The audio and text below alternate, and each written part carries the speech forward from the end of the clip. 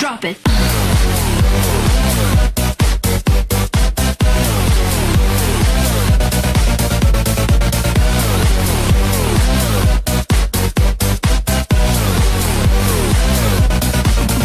Yeah.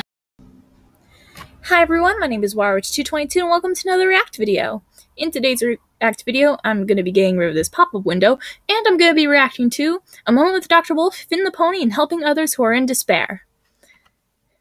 As you all know, I do particularly love Dr. Wolf's work, and I also have gotten into Finn the Pony's work, and I just love his upbeat attitude and the way he's always helping everyone, and he's just a really cool guy, and I really want to see more of him. So, a collab between these two again.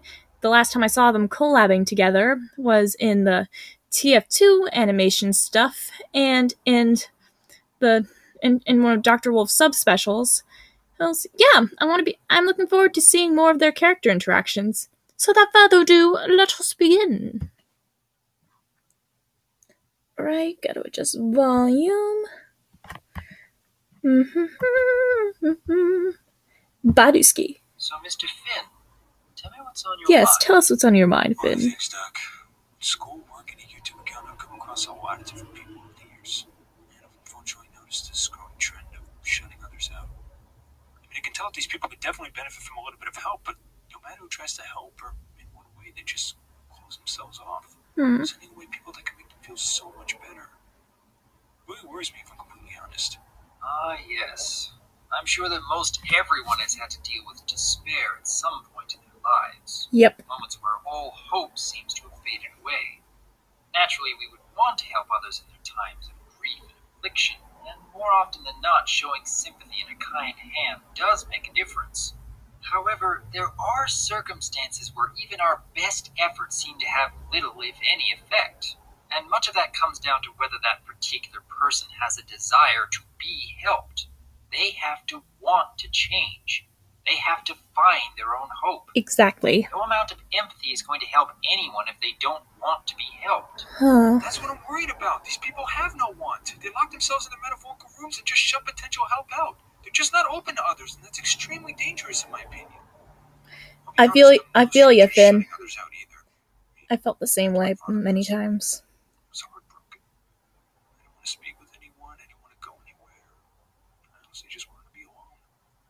And I had no friends to try and comfort me in real life or otherwise. Yet I kept going. I guess I just feel that that's not what my father would have wanted. Finn? He was always the firm hand in my family and was always telling me to be strong, so I guess that's why in my life I keep going. Be strong for him. An excellent sentiment, Finn. Indeed. Oh, Finn, I want to give you a hug. And honestly, I don't even think that'll last much longer. Her stomach's been bothering her for years, and she was even sent to the hospital due to stress-related stomach failure.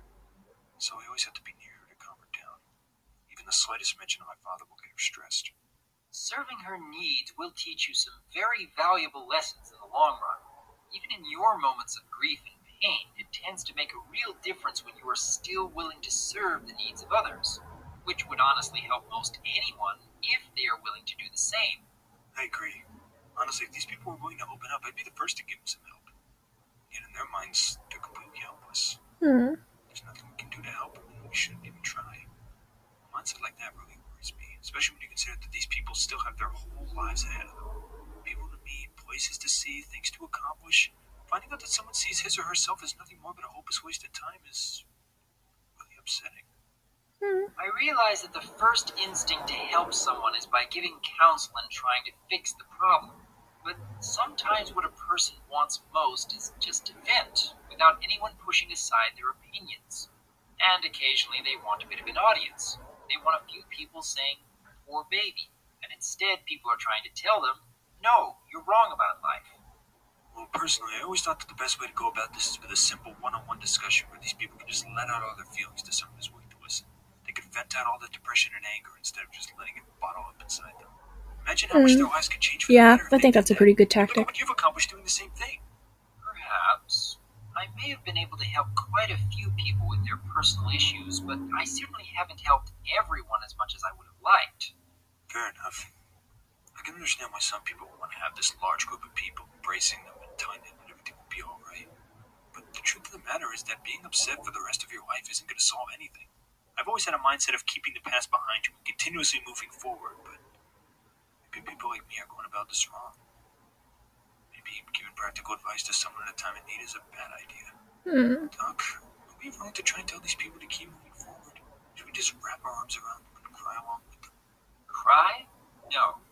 Ask questions, show concern, but don't push aside any of their thoughts and opinions. As you probably noticed, most people don't start out using anger in their venting. Yep. Most anyone listening in keeps trying to say some form of, no, your thoughts are wrong, you should listen to my solutions. And this usually causes the person we're trying to help to believe that we weren't taking their opinions seriously, and thus making their moods even worse. Well, I'd certainly be willing to show concern and listen. As I said, I do that with my mother every day. I use comforting words, hugs, and other displays of affection. But do you think I should do the same with these other people? Do you think they'd be willing to accept it? Depends on the situation. You should certainly show that you're willing to listen, but make sure it doesn't go beyond their comfort zone. Whenever someone is in a state of, no one is really listening to me and I don't want to be helped, then you must also be patient with them.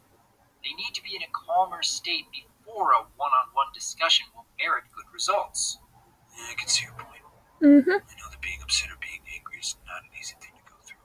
And as with every person in extreme emotion, there are those that just want them to listen to reason and those that just want to hug it out with them. And while those intentions are good, I guess it's better to find a middle ground between the two extremes instead of trying to follow one. Either way, I do hope that this no one is listening to me mindset that most of these people have will blow over in the future. I want to help, I really do, but you're right. Sometimes you just can't help as much as you'd like to. It's a serious shame. A rather harsh lesson, but an essential one in my opinion. True. Doctor, just a question that popped into my mind when we were talking. Have you ever thought about becoming a real psychiatrist? Thought about it, yes. I could become a clinical therapist with another couple years of college, though becoming a full psychiatrist would require quite a bit more than that. Going back to school would dominate my free time, though. Not sure when or even if I should take that step. Well, if you wanted my thoughts, I would personally say go for it. I mean, you have a real talent for people, even when the metaphorical cameras aren't rolling. I almost feel that a talent like that would be wasted with a life of accounting. I mean, my father always had a dream of becoming a band manager. He could have been really good at it. He had the skills, he had the smarts, he had the drive, but he decided to let it go, and now he's gone. I personally say take that step while you still have a chance. If you're worried about your YouTube channel, I'd personally drop everything to keep it alive for you, as I'm sure many analysts would, like they did when you went to BronyCon. Oh, I love you, Finn. And I personally think that you should take up this opportunity while it's still offering its hand to you. But honestly, that's not for me to decide. It's completely in your hands. I appreciate the encouragement, Finn. Perhaps becoming a psychiatrist is a worthy goal I should pursue. But then, what if this is really what I should be doing? Being more of a good listener instead of an actual doctor. Focus my efforts on reaching out to people across the world instead of starting a career of meeting one person at a time in a small office somewhere. Well, that's not for me to decide, Doc. Regardless of what you choose, you'll be helping others and inspiring people to do the same. There's no hiding from that. But what it all comes down to is scale. If you feel comfortable where you are, then by all means stay. But if you feel that you can make a living out of your ability to interact with others, I would say go while you still have a chance. But remember that no matter what you choose, the community will always be there to support you. Yep. I very much appreciate that, Finn. And to everyone else who has been supporting my efforts. We'll just have to wait and see what the future holds. Shall we continue on this next week? Absolutely, Doc. Thanks for the help. It was more than worth the effort it took to get it. Not sure where you'll go from here, but if you feel it's right, we'll always have your back. Take care, Doctor. And you as well, Finn. Aww.